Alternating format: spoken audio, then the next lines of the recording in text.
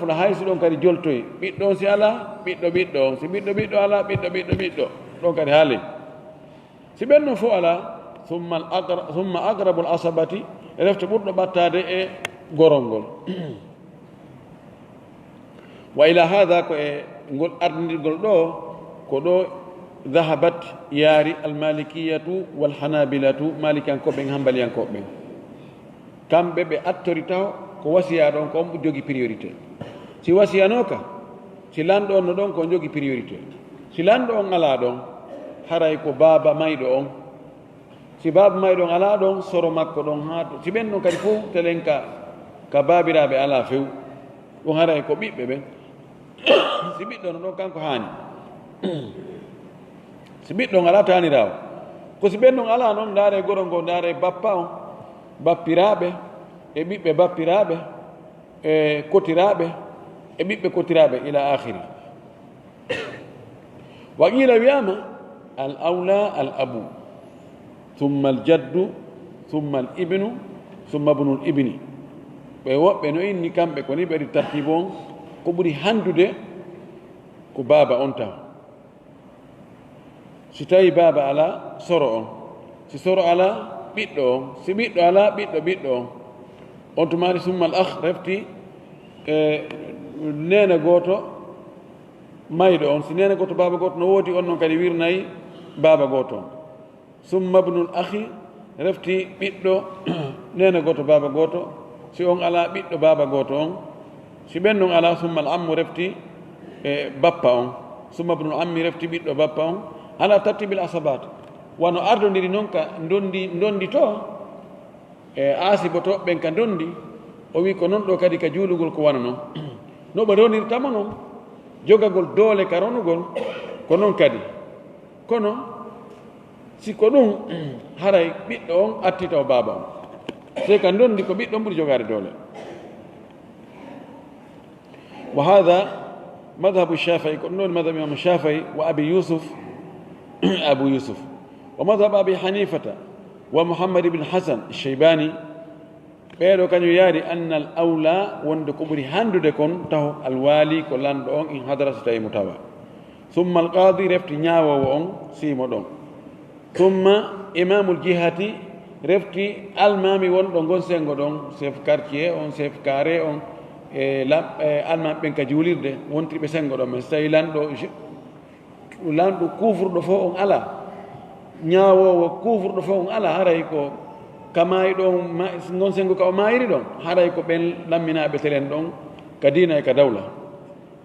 summa waliyul mar'ati almayit si ɓeeɗo ɗon ala on tumata noon waliyaɓe sonnajo mayɗo on ani waliyaɓe sonnajo on mana gasa ɓe okkitirde ɓen ɗum ɓen makko ɓiɗɗo makko koto makko e ko wayto on noon summa al agrab fal agrab refti ɓurɗo ɓattade ala tartibil asabati wano ardite noon ka asibotoɓe ɓen siko dondi o wi illa al ab sowona baaba o fa innahu yuqaddamu ala al ibni ida jtamaa baaba on ardinte e hoore ɓiɗɗo on si ɓe hiɓɓodiri e hoore si ka dondi si ɓe hiɓɓodiri haray ko ɓiɗɗo on ardina ka puisque si ɓe ardi ɓiɗɗo on kañum ko asibotoɗo baaba on doga ya ƴetta jeegaɓal ngal oɗo tartibe maɓɓe no hato ñiɗe yiltagol anda si tawi ɓeeɗo fof ardi e wasiya ɗon haray wasiya ɗon ko honno woni kono ko ɓuri sellude kon ɗo si wasiyaɗo no woodi ɓeeɗo fof haray koɓe wontu ɓaawa ko waɗi nde julde ko fi ko hombo wona juula fi hombo wona e juulede na fi fure on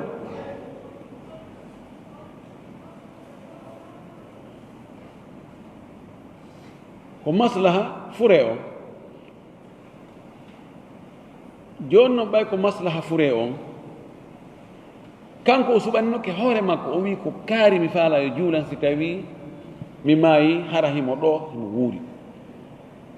ko o suɓani hoore makko no ɓuri ko goɗɗo go suɓanima gan haray ko wasi on ko o ɓuri jogade doole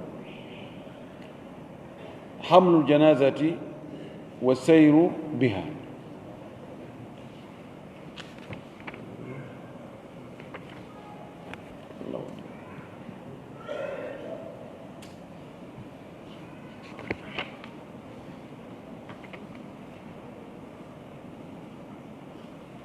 wiire hamlu janazati wa sayru biha rondagol fure on e yaadugol e makko yushra'u no lawɗina fi hamli janazati ka rondagol fure wa sayri biha e yaadugol e makko umuru piiji nadkuruha fima yali en jantoto ɗin on ko arata ɗo ko piiji goo no newna no lawɗina no yaɓira ara noon ɗum yushra'u e tashyi'u ljanazati wa hamluha no lawɗina e ɗowtugol fure e rondagol fure on goyki kin wa sunnatu an yadura ala naashi sunna on ko yontigi yiltodir e goyki kin balangar no yontigi yiltodir mana yiltodir ƴettiraɗo seeɗa si goɗɗo jaɓanima ya ƴettoyde kadi yaara ngo sengo ɗo sa ƴetti ɗon kadi goɗɗo jaɓanima ya ƴettoyde kadi yaara ngoya sengo yeeso si tawi ɗon kadi goɗɗo jaɓanima ya ƴettoyde ƴettira ngoya sengo nokkel ɗi nayino hatta yadura ala jamii ljawanibi ha on tigi yiltodira e cenɗe ɗen fof rawa ibnu majata wal bayhaqiyi wa abu dauda at-tayalisi no abu dauda sijistani abu dauda sijistani ko woni jon sunan on sunan abi dauda anda ɗon o woni abu dauda at-tayalisi kanko mo jogii deftere sunan kono ko nden ɗon lollirawo ndeɗa ɓeeɗo filli ɓe itti an ibne masud ɓe itti abdullah ibnu masud qala o maaki man tabi a janazata ibne masud o wi mo jokki fure goyki falyahmil yo o rondor bi jawanibi sariri kulliha cenɗe danki kin fof mana cenɗe goyki kin fof fa innahu min assunna o ɗum ɗo koye sunna jeeya si tawi sahabajo inni koye sunna jeeya haray andi ko sunna nelaɗon sallallah alih w sallam summa inchaa refti simo faalano si o ƴettiri nokkel ɗi nayi noon falyatatawwa yo ɓeydu kadi fayin o ƴetta ka o faala o wa inchaa falyada on tuma simo faala yo terto kono cheikh albani wi oɗo batte o sella wa an abi saidi tan abi said alkhudri radiallahu anhu annabi sa sallam qal wondirlo allah sa sallam maaki audu almarida juure nawnuɗo ndaaro e nawnuɗo wamchuma aljanazati yaade e fure yaade e goyki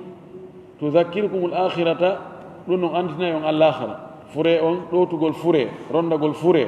yaagol surroya ɗum andinayi on tigi lahara ɓe andi kankadi ko ɗon o fokkiti hande kanko rondi jan kanko rondete rawahu ahmadu wa rijaluhu thigatum ko filli o ɗo ko imam ahmad worɓe filliɓe mo ɓen ko ɓe hoolaɓe cheikh albani maki himo silli ɗiɗi on al isra'u biha yaccingol naɓugol fure on lima rawahu ljama'atu sabu ko jama on filli an abi hurairata radiallahu anhu an qal abu hurayra o maaki qala rasulullahi sallllahu alayhi wa sallam lolalla o maaki asri'u biljanazati yaccine hawjine fure on ka naɓugol mo fa in taku salihatan si tawi fure on ko moƴƴo fa hayrun tuqaddimunahu ilayhi haray ko moƴƴere wonɗon e naɓude mo e muɗum wa in taku siwa dhalik si tawi noon o woni harana ɗum harana o moƴƴo fa charrun tada'unahu arrigabikum ko bone wonɗon ittude e hoore moɗon tada'unahu an wada'a an ko ittugol e hoore mum wada'a ala ko wallingol e hoore wada'a alayhi o fawi e hoore makko wada'a anhu o itti e hoore makko fof ko wada'a si tawi ko an ko ittugol si ko ala ma fi ko waɗugol e hoore mum haray ko bone wonɗon ittude e hoore moɗon heɓono yaron madina وروى أحمد والنسائي وغيرهما ɓeeɗo filli an abi bakrata ɓeyte abou bakrata wonno abou bacry de abou bakrata qala o wi laqad ra'aytuna mi yi'imen wallahi mi yi'imen ma rasulillahi sallllahu alih wa sallam wondude e nulaaɗo allah on meɗen rondi fure meɗen yaha wa inna wallahi menen lana kaadu meɗen emba narmalu meɗen ñekka bil janazati e fure on ramlan ñekkugol mana o ñekkugol ko yaadu ɓuri yaadu hewtali doggugol fayda wano ɓe militaire ɓe no nde ɓe doggudu interne ma yani ko feƴƴi yaadu hewtali doggudu woni ramde mbeɗen wuggo normal mbeɗen wuggo oɗo hadisi mo selli cheikh albani ko ɗum maaki وروى البخاري في التاريخ الكبير من بخاري وفي اللدون وأن النبي صلى الله عليه وسلم أسرع حتى تقطعت نعالنا ولو صحابة في اللي وبينا صلى الله عليه وسلم يكي غندي o gundi ko ɗo tafure on wo sahabaɓe wi ha paɗa men ɗen taƴi yawma mata Sa'ad ibn Mu'adh fewno ko Sa'ad ibn Mu'adh sayyidul ansar fewno ko faati rasul sallallahu alaihi wasallam ko ɗowtete naɓugol baqiya surroya nelaɗo ko gundini kon yimɓe dogi gundi ha parɗen taƴi قال في الفتح الحافظ ابن حجر وماكي كدفتر فتح الباري ويو الحاصل كو هبطو دون كو فو يعني تيجون تبرن انه كو هاني ان نقول يستحب الاسراء بها نويدا ياتي نقول فريون لكن بحيث لا ينتهي الى شدة يخاف معها حدوث مفسدة للميت ومفسدة الميت او مشقة على الحامل او المشيع وي تيجي تيجون والحاصل تيجي تيجون no yiɗa yaccingol fure on goykiki kono noon ko nokku ko tawata hewtoyta sattende tiiɗingol ha gundugol ngol tawa no hula wondude ngol gundugol ɗon wota bone hesɗan may fure on masalan ɓe dimbe ha tawa goɗɗo no ka reedu num ko tawata yaltano ɗum yalta noon tunne kasange on ɗum ko mafsada ma kasange on itto iwa hakken ko uuya kon hendu ɗum ñora kasange on ha ɓandu ndu yi o ma tampere hewta rondiɗo on onti laha ma tampere hewta iwtire ɓe ɓawa ɓe wonɓe ɗowtude ɓen ɓe doga ha fi hewta ko kamɓe kadi ɓe heɓano ɓe jaɓira o wi ɗum ɗo nayo hewta ɗon dey li alla yatanafa almaqsudu min annadafati wa idkhalu mashaqqati ala almuslim fi wota heɓoy ko tawata riway ko fanda kon yatanafa riwodira li alla yatanafa fi wota riwodir almaqsudu fandare nden min nadafati immorde e laaɓal fandare laaɓal ngal wonde mayɗo on ɓay mayɗo ematako yani wurɗo on ko an looto on ko waɗa ko ñoƴƴugol reedu ɗum ɗo seeɗa kono no gasa hara soɓe goono ari no déclenche iwi ka wonno ka nder reedu ton arino e laawol si yeƴoyama ɗum ni dogiɗama mo yeƴama no wawi ɗum ɗon yalta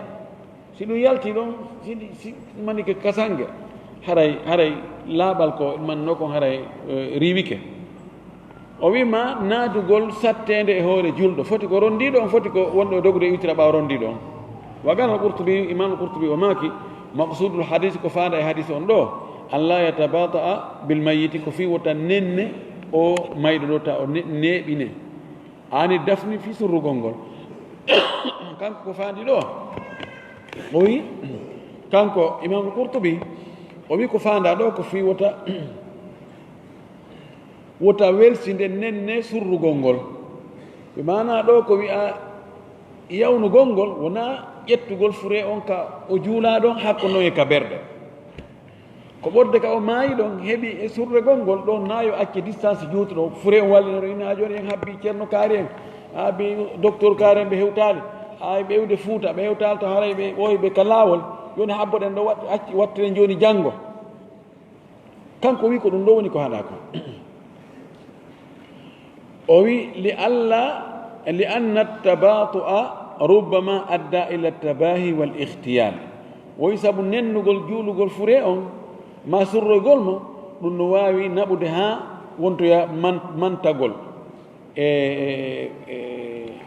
تونغول بال منن هوا منن هاراي منن دو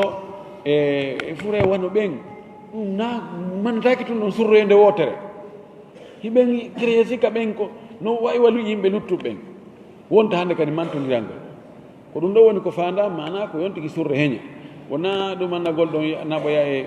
ka pale to naɓa to tati on almashyu amamaha aw khalfaha aw an yaminiha aw an shimaliha qariba minha ko yahugol yeeso goykiki ma ɓaawo makki ma ka ñaamo makki ma ka nano makki hara no ɓattiki goykiki wa qad ikhtalafa al ulamau fi ayiha man afdal kalama koɓɓen ɓaawɓe fotti wonde ɗum ɗo ɗiɗo fopp no dagi wongol yeeso fure on wongol ɓaawa makko wongol ka ñaama wongol ka nano kono ko honɗum ɓuri moƴƴude ɗo ɓe ari yeɗondirgol fahtara aljumhuru wa aktharu ahli l ilmi e jumhur en ɓurɓe ɗurde ɓe jomiraɓe gandal ɓe suuɓi almashia amamaha yarugol yeeso fure on wa qalu ɓe inni innahu l afdal woko ɗum ɗo ɓuri moƴƴude woko ɗum ɗo ɓuri moƴƴude لأن الرسول صلى الله عليه وسلم لأن الرسول صلى الله عليه وسلم وأبا بكر أبو بكر وعمر كانوا يمشون أمامها بيدو يحيى يسو فريو رواه أحمد وأصحاب السنن شغال بني ماكي مسلم ويرى الأحناف حنفيا كوبين كان نوي الحنفية نوي الأحناف وجوكو بي لاول أبو حنيفة بيدو كانوا أن الأفضل للمشي أن يمشي خلفها woko ɓuri moƴƴande ɗo to fure ko yo itri ɓaawa fure on li anna dhalika huwa almafhum min amri rasul sallam bittiba'i ljanaza wo sabu ko ɗum ɗon famoto e yamirode nda sa sallam kan laɗa maki jokke fure min ittiba'i ljanaza jokkugol fure on walmuttabi huwa alladi yamshi khalf wo jokko wonko iwtiro ɓaawa na wonɗo yeeso kono nda sa sallam ko faandi ɗo fattabi'u janais jokkite fureji ɗi mana ko yahe surroyo fanda ko ya wontir ɓaawo ma ko ya woni yeeso almim sa yi fure ko ya yaw wattinoya wa yara anas bnu maliki oɗo kañum yii anna dhalika kullahu sawa woni ɗum fopp no fota ter lima tagadda min gawre rasul sallama saabu ko ardi kon ma ko laɗa ko maki arrakibu yasiru halfa aljanazati waɗɗiɗo on yahay iwtire ɓaawo goyki ɓaawo fure on walmashi seppo on yamshi halfaha wa amamaha wa an yaminiha wa an yasariha qariban minha seppowo on yaaro koyɗe mum ɗen yahay iwtire ɓaawo fure on wawi wontirde yeeso makko ma ka ñaamo ma ka nano hara no ɓatti fure on harana ka woɗɗiti oɗo hadis kadi himo selli abou dara fillimo cheikh albani maki himo selli wa zahir ko feeñi kon anna alkulla wasin wonde fopp no newna no dagi wa annahu min alkhilafi almubahi ɗum ɗo ko yeddudal daguigal ngal ko waɗɗa o alladi yambagi attasahulu fihi ko tawata no hani ka ɗaatine fi muɗum hara sattinali na no fiyo no yaranto iwtironto ɓaawo hay wono yeeso hay waɗonɗa hay waɗonɗa attasahulu yani innama no newi ko waɗɗa o hare probléme ala fa an abdourahman ibne abza itama e oɗo anna aba bacrin wa omara wonde ɓeeɗo kana kamɓe ɗo ɓe wonno yamshiyani amama aljanazati kamɓe ɓe yahayno yeeso fure on wa kana aliyun yamshi halfaha ali kañum o iwtira e ɓaawa fure on fagira li ali wi'ana o innahuma yamshiyani amamaha goɗɗo wi ali kono ayino aboubacar oumar kamɓe ko yeeso fure on ɓe yaata an noon an ko ɓaawa iwtirta no ɗum woni faqala o wi kanko ali innahuma ya'lamani anna almashya khalfaha afdalu min almashyi amamaha kamɓe ɗo hiɓe andi tetere wonde seppugol ɓaawo fure on ɓuri moƴƴude e ɗi seppugol yeeso fure on ka fadli salati rajuli fi jama'atin ala salati faddin wano ɓural julde gorko nde o julde e jama no ɓurdi noon julde makko nden nde o juuli kanko tun faddan ko weddiɗo o wi lakinnahuma sahlani kono kamɓe ɗiɗo ko ɓe newiɓe yusahilani linnasi ɓe newnana yimɓe ɓe ani kamɓe ɓe yiɗa sattinango yimɓe ha ɓe fal tun ɓay kamɓe ɓe tiiɗina ha pipiiji ɗin kono wasi ɓe yaada yeeso hiɓe andi ko irugol ɓaawo ga ɓuuri moƴƴude kono si tawi joni fof wontiri kadi ɓaawo wona e soñdia kamɓe koɓe newiɓe welɓe fi kono wasi ɓe yaara yeeso toon rawahu lbayhaqi wa ibnu abi shaybata qala hafid wa sanaduhu hasanun wa amma arrakibu amma waɗɗiɗo inda tashi janazati ka ɗowtugol fure fagadi karihahu aljumhur illa wa amma rukubu kam wa amma rukubu amma waɗɗagol ngol inda tashi janazati ka ɗowtugol fure fagadi karihahu aljumhur illa li udhrin wo ɓurɓe ɗurde ɓe jomiraɓe gandaɓen ɓe añi waɗɗagol ɗowta fure on sina hara ko ganto ara on tigui sella e koyngal ma ko nayejo ma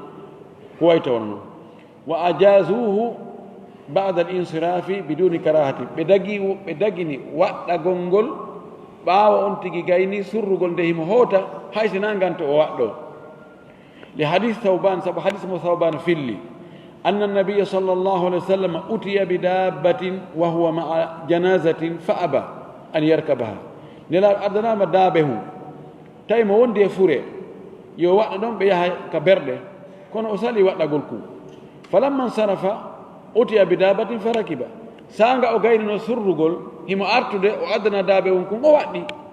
fa qila lahu o wi ana i ɗum ɗo min famali ka yahugol on addanama daabe on kon on waɗɗaki ka artugol on addanama kon on waɗɗiki yani yahugol ngol e artugol ngol no serti fa qala o maaki kanko laɗo sallllahu alayhi wa alihi wa sallam inna almalaikata kanat tamshi tabiti wonde malaika ɓen hari ɓe seppude falam akun li arkaba wahum yamshun mi fodda mi hana nde mi waɗɗoto taw kamɓe ɓe seppude ɗum ɗo ko ɗowtugol fure Saad ibnu Mu'adh wolɗen on naane o wi falamma dahabu rakibtu saga surrat mana ka ɓe mbi yehi ɓaawo ɓe yehi joni mi waɗɗi rawahu Abu Dawud wal Bayhaqi wal Hakim wa qala sahih ala sharti shaykhain Cheikh Albani kadi makino selli wa kharaja rasulullah sallallahu alaihi wasallam ma'a janazati ibn Dahdah mashiyan wa raja ala farasin laaɗo yalti e goyki oɗo ibnu Dahdah o qissa mum anda o yaadi e fure on tawi mo seppude ka artugol tawi mo waɗɗi puccu rawahu Tirmidhi wa qala hasanun sahih Cheikh Albani makimo selli wala yu'aridu القول أو لا يعارض القول بالكراهة ما تقدم من قوله صلى الله عليه وسلم الراكب يمشي خلفها وي falortake sakkortake wi'ugol ɗum no aña waɗɗi ɗon yarugol yeeso ko yewtiri ɓaawo wonde ɗum ma afwan e sakkortake konngol wi'ugol ɗowtowo fure no aña ka o waɗɗi ɗum ɗon sakkortake ko ardi ɗon ko ɓe wi ko naɗmaki kon law ɓaawo to arrakibu yamshi halfaha waɗɗiɗo on no yaha ɓaawo fure on mana mum haray ɗo holli waɗɗiɗo no yahda fure no ɗowta fure hara no waɗɗi ɗo noon enen en tabintini onde jumhuru wi no aña ka on tigi waɗɗo hara himo yadde fure on sinara ko ganto o wi ɗum ɗo e ɗum ɗa piyodira fa innahu yumkinu an yakuna li bayani ljawasi ma alkarahati o wi no wawi hara ko naɗo maki ɗo kon o waɗɗiɗo yo iwtir ɓawo fure on hara ko won haysi nani ko hollugol wonde hi no sellagoy ka waɗɗiɗo ɗowta fure haysi no aña kono harma ma no wawi hara o waɗɗiɗo ɗo kon jogiiɗo ganto kono fo e muɗum ittata wonde haray mo ala ganto few no aña waɗɗagol ɗowta fure on tentini so tawi ka fure o naɓeteɗo na ka woɗɗi amma so tawi ka woɗɗi e tawi seppugol ngo adnamo tampere no sella ka o waɗɗo wayra al ahnafu annahu la ba'sa birrukubi hanafiyankoɓe noyi wonde ella ala waɗɗagol ngol fes nan ɗowta fure on wa in kana al afdalu al mashu illa min udri hay si tawi noon wonde ko ɓuri moƴƴude kon ko seppugol ngol sina hara ko ganton tigi heeɓi wa sunnatu lirrakibi an yakuna halfa al janazati sunna wonande waɗɗiɗo simo ɗowtude fure on ko yo wontiri ɓaawo fure on waɗɗiɗo simo ɗowtude fure kanko sunna makko on ko yo iwtiri ɓaawo fure o na hikko yeeso lil hadith al mutaqaddimi sabu o hadis atir arrakibu yamshi halfa la sallam maki waɗɗiɗo yo yaaru iwtira ɓaawo fure on قال الخطابي في الراكب إمام الخطابي وماكي في أو وقت دو نور دفوره لا أعلمهم مأندالي بكم بكرم كوبين اختلفوا وند بلوتو نيري في أنه يكون خلفها وند أو وقت دو كباو فريهم ونيرتا مأندالهم بيدو نيرا مأنا بفوه بفتاني وند وقت دو سينو دوتو دفوره كبوني مؤجده كسنة ko yo iwtir ɓaawo fure on ɓayn laaɗo maaki hadis selluɗo on mo jannguɗen ɗo on warrakibu yamshi halfaha waɗɗiɗon yo yahaw ɓaawo fure on heeda yeeso ko ko wiya no suɓina ɗo wongol yeeso ma ɓaawo ma ñaamo ma nano ko seppowo on yo allah hawringe sawaba wa akhiru dawana an alhamdulillahi rabbil alamin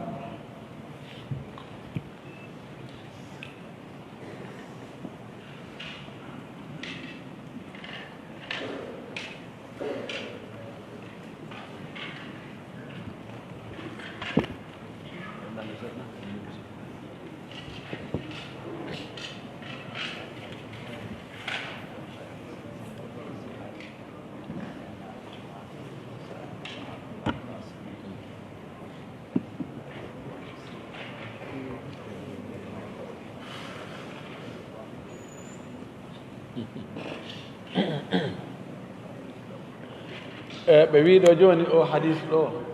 kadi men acha maki ɗo fi Saad ibn Abi Waqqas wonde o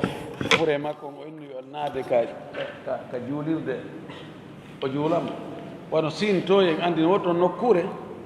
gawnzo woto nokkure ɓe inni o ko ɗon woni kaburu makko ndu hani hono heɓindirten hakkunde yarli o juula ɗon haa goyna o naɓa o surroya to dan ɗum ɗo holli wonde ɓay oɗo hadis kan no selli no tabiti holli wonde ko wiya to ko sa'adujo goɗɗo goo na ibne Abi Waqqas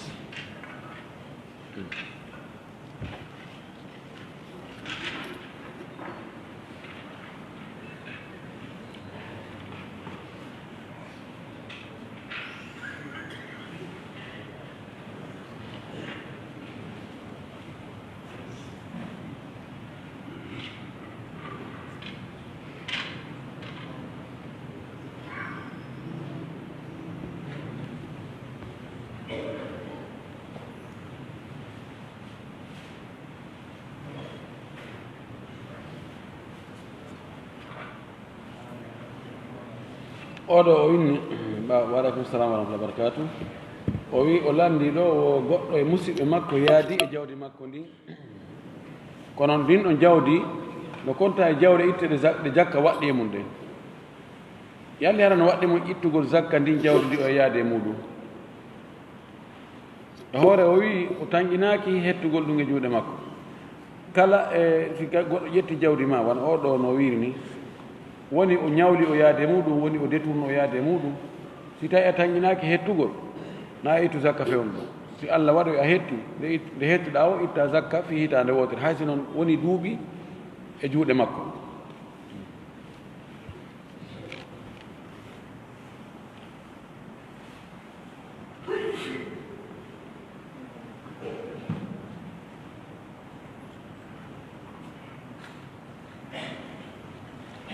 oɗo o wi waaleykum salam wa rahmatullah barakatu